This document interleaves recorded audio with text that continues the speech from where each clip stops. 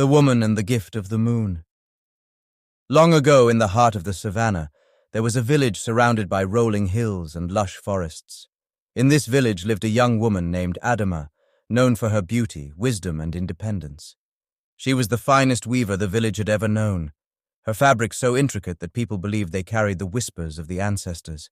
Yet despite her talents and charm, Adama chose to live alone, much to the frustration of her family and the curious villagers. Adama's life took an unexpected turn one market day. Among the usual traders and travelers, an older man named Kofi arrived in the village. He was a griot, a storyteller and healer, who had spent his life wandering from place to place. Kofi's stories were magical, weaving together history, myths, and lessons that captivated his audiences. When Adama first saw him, she was struck by the calm in his eyes and the wisdom in his words. Over time, Kofi and Adama grew close. They spent evenings talking under the baobab tree, sharing stories and laughter. The villagers began to whisper, "Why would Adama, who rejected so many suitors, befriend this old man?" they wondered. But Adama didn't care for their gossip. She found Kofi's presence comforting and his tales inspiring. The Dream. One night when the moon was full and the air was heavy with the scent of jasmine, Adama had a strange dream. She stood at the edge of a glowing river, its waters shimmering under the moonlight. Kofi appeared, carrying a golden calabash filled with water. "Drink this, Adama," he said, his voice echoing like distant drums. "From this gift, a child of destiny will be born." In the dream, Adama hesitated. "But how can I bear a child without a husband?" she asked. Kofi smiled and replied, "The ways of the spirits are not the ways of man. This child is not just yours, but a gift to the world." Compelled by the dream, Adama drank from the calabash. The water was sweet, and as it coursed through her, she felt a warmth unlike anything she had ever known. The mystery weeks passed, and Adama realized she was with child. The news spread quickly through the village, sparking disbelief and outrage. "She has no husband," they whispered. "It must be sorcery."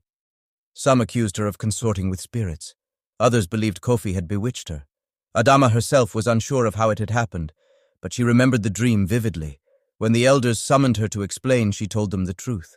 "This child is a gift from the spirits," she said. "I have done no wrong." The elders, unconvinced, turned to Kofi for answers. The old griot stood before the council and said, "The ways of the spirits are beyond our understanding. This child is meant to bring peace and wisdom to our people. Judge not what you cannot comprehend." The birth. When the time came, Adama gave birth to a boy. He was unlike any child the village had ever seen.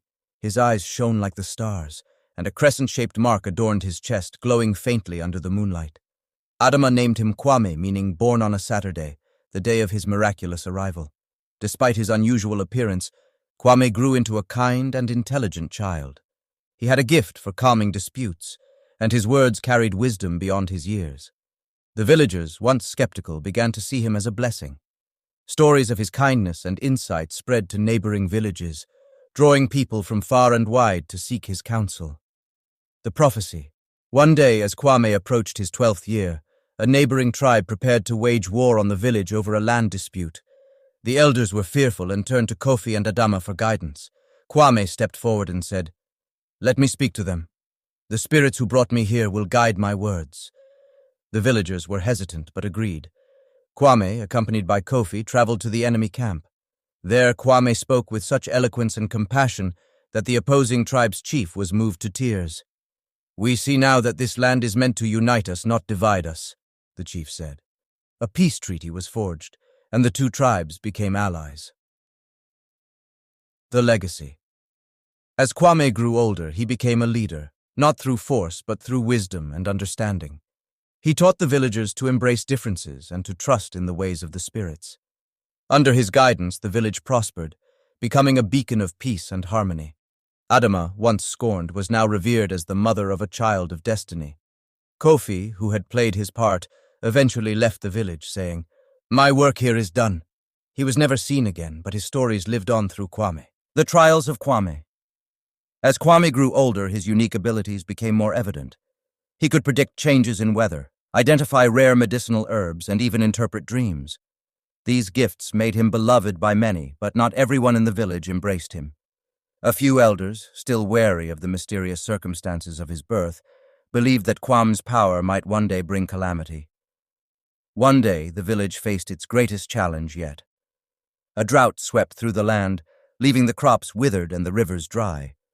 The people were desperate, and some began to murmur that Kwame's birth had angered the spirits. "It is his mark," one elder declared during a heated council meeting. "That crescent moon on his chest is a curse, not a blessing." Kwame, overhearing their words, approached the council. "If my presence brings misfortune, then let me leave," he said calmly. "But first, allow me to seek guidance from the spirits who gave me life." The elders agreed, though reluctantly, and Kwame set out on a journey to the sacred mountain, a place where it was said the spirits could be heard. Adama, though worried for her son, trusted in his destiny and bid him farewell with a heavy heart. The journey to the sacred mountain. Kwame's journey was fraught with challenges. The scorching sun burned his skin and wild animals prowled the forest paths. Yet he pressed on, guided by an unshakable faith in the spirits. Along the way he encountered an old woman sitting beneath a dying tree. "Why do you wander, child?" she asked, her voice as dry as the parched earth. "I seek the spirits to save my village from the drought," Kwame replied. The woman nodded and handed him a small, cracked gourd. "Take this. When you reach the mountain's peak, pour its contents into the sky. But remember, true power lies not in what you receive, but in what you give." Kwame thanked her and continued his journey, pondering her cryptic words. The revelation. After days of travel, Kwame reached the mountain's summit. He opened the gourd and found it empty, save for a single drop of water. Doubt crept into his heart, but he remembered the old woman's advice. Lifting the gourd high, he let the drop fall. To his astonishment, dark clouds began to gather and rain poured down, drenching the earth below. As the storm raged, Kwame heard a voice in the wind. "You have proven your faith and humility. Return to your people and lead them with wisdom and compassion." The return. When Kwame returned to the village, the fields were green and the rivers flowed once more. The people rejoiced, and even the skeptical elders bowed their heads in shame.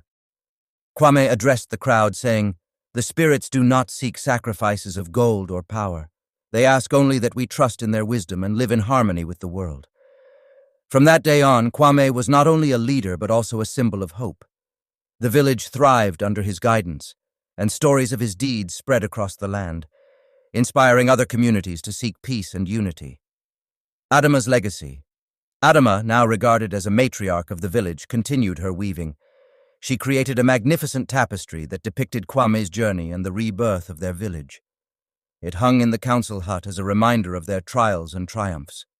As the years passed, Kwame's mark of the crescent moon became a symbol of blessings rather than a curse.